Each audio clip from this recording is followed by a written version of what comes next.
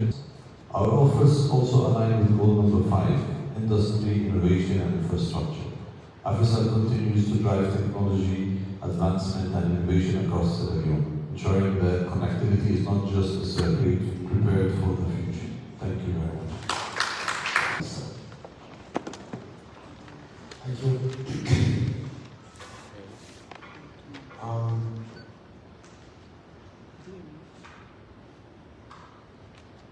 Good afternoon,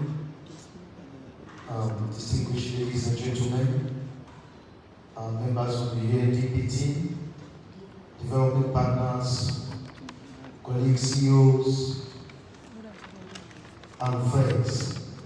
It is a great pleasure to join you today as we celebrate the development program, an organization that continues to play a pivotal role in shaping a better, fairer, and more sustainable world.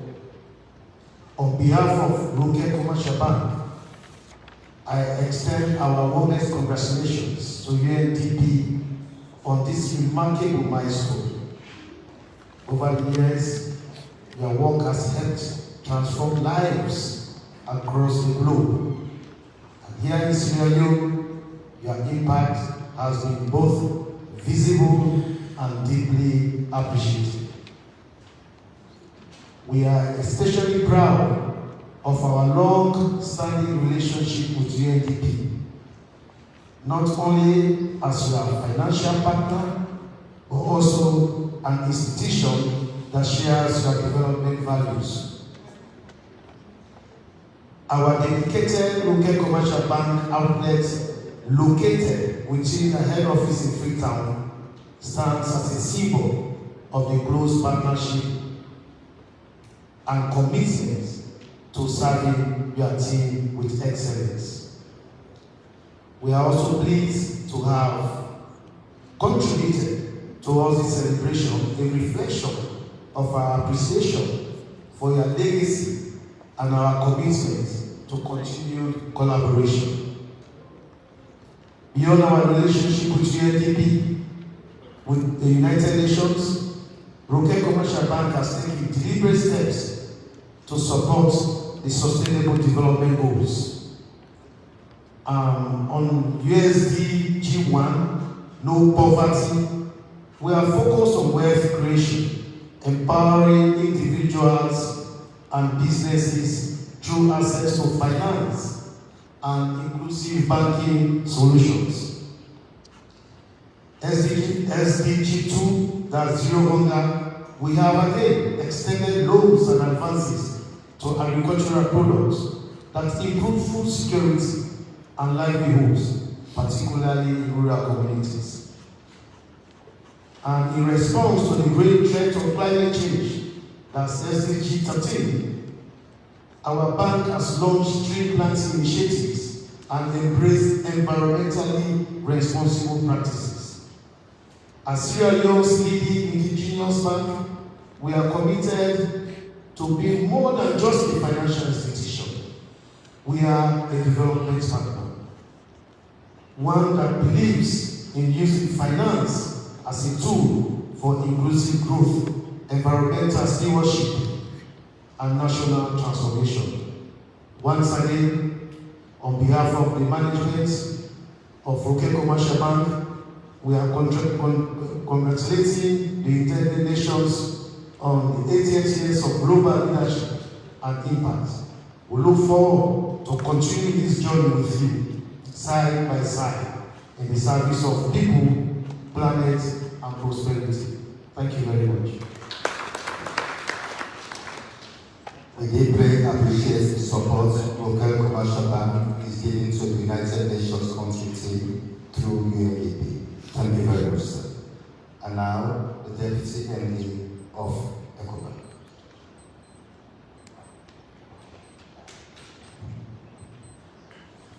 The Resident Coordinator UN, heads of UN agencies present, members of the private sector, members of the 40 states, I stand on existing protocols. The UN marks 80 years of multilateralism focused on peace, human rights, and sustainable development. In Sierra Leone, as we have heard, UN has supported post-conflict recovery and governance, strengthened health and education systems, responded to epidemics and climate crisis, advanced gender equality, human rights, and resilience, and therefore we congratulate the UN as it celebrates 80 years of existence and 64 years of existence in Sierra Leone, which is why EcoBank is proud to support this 80 years celebration with a very handsome donation, highlighting the partnership between the UN and EcoBank that we value so much. EcoBank's Sierra Leone's contribution to the SDGs has been in the following areas. One, women's economic empowerment, which relates to SDG 5 and 8. We developed a product called Elevate by EcoBank, which focused on financing and mentoring women-led businesses. It is focused on unsecured loans, training, and market access to bridge gender financing gaps. Secondly, SME and job creation relating to SDG 1 and SDG 8. We have been partnering with institutions to be able to provide access to finance for SMEs. Case in point, we partnered with British International Investments for a $25 million risk-sharing facility for SMEs in agriculture, infrastructure, and manufacturing. This supports job creation and income growth. Thirdly, financial inclusion and digital innovation relating to SDG 9 and 10. We've expanded our services for underserved communities, having engagement with fuller community, for example, to bring them into the formal financial system. We've introduced tools like our mobile banking app, our USSD channel also, and our agency banking, which is across the country. We've also supported startups and fintech innovation. Under gender equality, staff well-being, and CSR, these relate to SDG 3, 5, and 8. We have conducted breast cancer screening, mental health support, workplace inclusion, gender parity in leadership roles. According to the GWE Act, we are supposed to have 30% of women in management, and we are committed as EcoBank, and I can assure you that we do have that in our management.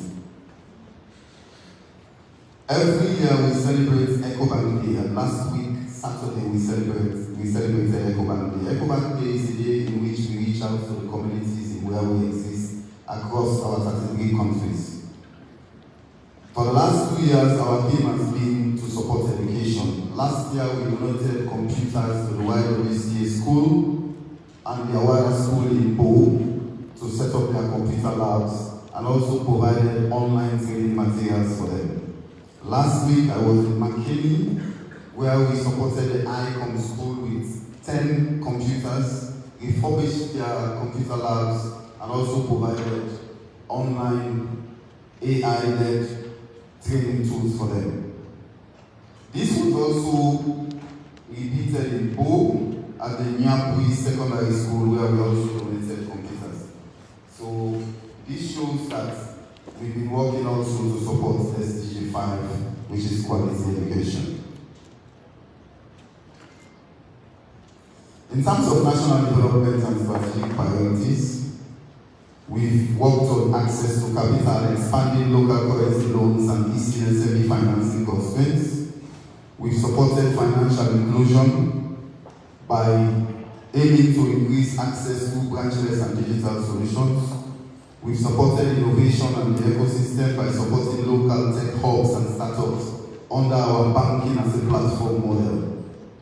In terms of community trust, we've tailored our services for rural and undeserved groups, and for gender empowerment, we've continued a focus on women-led business and internal leadership. Our commitment going forward is to scale partnership with the UN, government, and civil society in agriculture, energy, education, and climate resilience, to expand financial access in informal and rural sectors, and to employ women and youth. I thank you very much. Thank you very much. It has been a long morning. We've had the UN consultative speak. We've had our private sector partners speak. Now it's the turn for the media to ask questions and reflect. So what we're going to do is I will entreat you to focus on two critical issues here: the UN reforms and the UN celebrations. Our partners are here to speak to the partnership with the UN on this UN at 80, and the UN Residence Coordinator is also here to speak to the city. So I will now open the floor for you to ask your questions, starting with your name, the entity that you are representing, and then your question to these two issues. Thank you very much. Yes. Can somebody please help me with the microphone?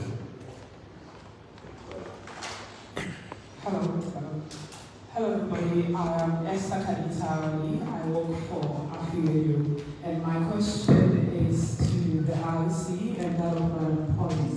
So to the RC, are there criteria that you look at when selecting the partners in the private sector that you work with? And if yes, what are these criteria?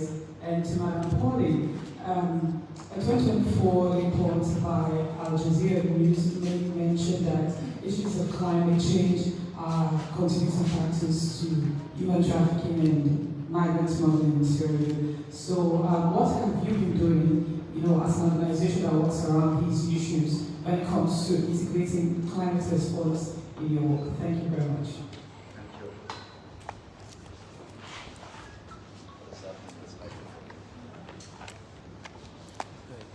Yes, please.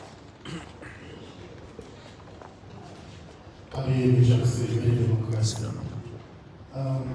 we have to say, the United Nations was formed in 1945, on the principle of promoting peace, security, and mutual cooperation among member countries across the world.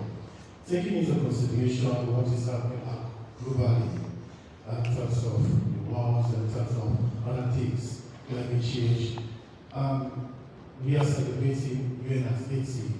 My question is, how do you foresee the UN body in the next 5 to 10 years? Because many people are of the view that perhaps the UN seems to be losing its grip in terms of maintaining peace globally. Thank you. Please. Hello everybody, my name is David Asmefon. I am a reporter for Tools Media and Syria. In some ways, it's 8 years the UN's work and also in Syria. What concrete steps have been taken to ensure that the UN supports align with the country's development priorities, particularly when young people and women are technology. And as we celebrate in 80 years, I will be reflecting on setting goals for the next 5 years. What I'm supposed to be expecting. Thank you very much. Thank you. Yes. Good morning. I am Alasan Kumar. I report for Liberty TV. The UN has been working relentlessly in terms of promoting youth. And of course, we all know the problem of the youth in the country, which has to do with drugs.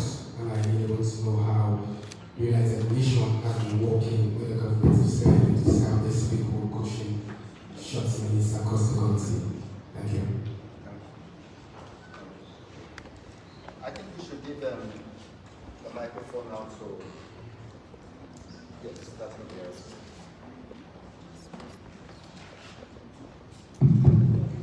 Yes, please. Thank you. I hope I captured the questions well. Maybe starting with the first on the criteria to choose partners we work with. As say maybe the question should have gone to agencies because I'm at the strategic level, but let me put it on a general way of doing, because we are a family, but we are also different in terms of implementing. But the good news is also that we are trying to see how we can harmonize our procedures. So the first indicator on choosing our partners is looking at the profile and the capacities of those we want to engage with.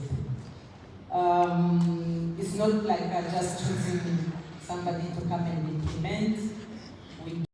There's scrutiny, and we need to also be transparent. So most of the agencies, I would indicate that they have websites where you can go and see those procedures on how to choose our partners. But what I want you to highlight is that we, as UN, we want to maybe have a common way of doing, so that we don't maybe, that's where we need to know, we get to know who we are in terms of how we intervene. But I would say for now, you'll see that there are partners who are working with different agencies because of the way each agency has to review the capacities, and also you know, most of the time we also need that those that are implementing can also report. So we have different ways of looking at the capacities. There are technical capacities, but there are also operational capacities in terms of monitoring and evaluation of the programs. So I will not give you technical details, but if you need those information, you can reach out to agencies, but we can also get it on the website of the UN. There's a question on UN from 1945, focusing on peace and security and different global issues. And the question is maybe based on what is happening, do we think that UN will keep delivering on its mandate? I did mention in my presentation on the UN at 80 initiative. Those are the questions that we are also asking ourselves. The context that made to set up the UN in 1945 are no longer the same. The architecture has changed. And this is a time for us to reflect on those questions. There are places where we succeed, but there are also challenges for the UN to deliver. Based first on the capacities in terms of financial capacities, but also reflecting on the mandate itself. And I mentioned that the question is not the UN itself, because the UN is made by member states. So member states are reflecting on how we can keep the UN fit for purpose. And this is the reflection that we are looking at. I cannot give you the response today, but I did mention that as we continue waiting for the reforms to happen, we are on the field delivering on the mandate of the UN. A question around empowering youth. In different ways. One was talking about what do we do to empower youth, and one more precise question on how do we support them to address the issue of drug abuse. I'll say for the UN, we do have a strategy for youth empowerment globally, and this is where at the level of Sierra Leone we align to the global strategy. And you know that empowering youth is multi-dimensional. I would say it covers all the fields. And when you see how also diversified the UN is in Sierra Leone, you do understand that we are doing a lot for the youth in terms of empowering youth. I would say that the youth is like a cross-cutting group of population in all what we do. From climate change, I maybe refer to our strategy that we presented under the 3 pillars. We have food system, climate resilience, and agriculture. You have in all those agencies working under that pillar, mainly FAO, IFAD, WFP, WHO, and others. The youth will always be targeted as a group to support. On the second pillar on human capital is also the same. As we see in that pillar, we have more on education, on health, on social protection. Children and others are part of those groups that we are targeting in that pillar. And then on governance, we do support reforms that address youth empowerment. And I won't go in details, but you heard from agencies talking about digitalization.